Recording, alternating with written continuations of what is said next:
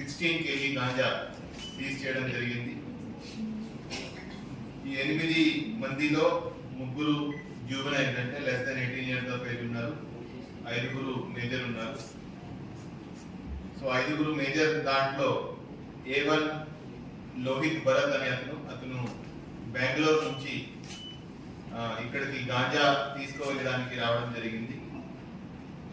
అతను A2 అనే అతను చింతాడ సారథి రెసిడెంట్ ఆఫ్ బొబ్బిలి టౌన్, అతని దగ్గర గాంజా కొనడానికి అండ్ బెంగళూరుకి తీసుకెళ్ళడానికి ఇక్కడికి రావడం జరిగింది. ఆ చింతాడ సారథి అనే అతను ఇంతకు ముందు కూడా ఈ బెంగళూరు వాళ్ళకి కొంత గాంజా సప్లై చేస్తూ వచ్చాడు. అదేవిధంగా చింతాడ సారథితో పాటు A3, A4, A5 ఎవరైతే ఉన్నారో వాళ్ళు కూడా ఈ ఒడిశా వెళ్ళి గాంజా తీసుకురావడం వల్ల ఫర్దర్ ఈ చింతాడ సారథి ద్వారా బయట వాళ్ళకి అమ్మడం ఇది చేస్తున్నారు.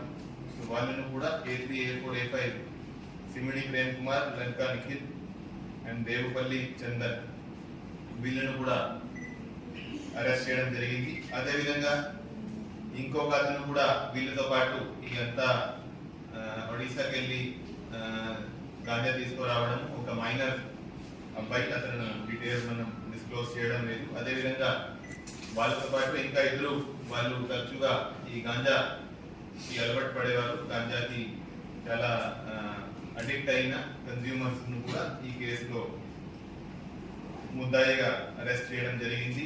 సో ఈ రోజు మార్నింగ్ వీళ్ళంతా ఒకే చోట 16 kg గాంజాతో పట్టుబడడం జరిగింది. వాళ్ళందరినీ అరెస్ట్ చేసి ఈ రోజు రిమాండ్కి పంపిస్తున్నాము. సో ఈ కేసులో గమనించాల్సిన విషయం ఏంటంటే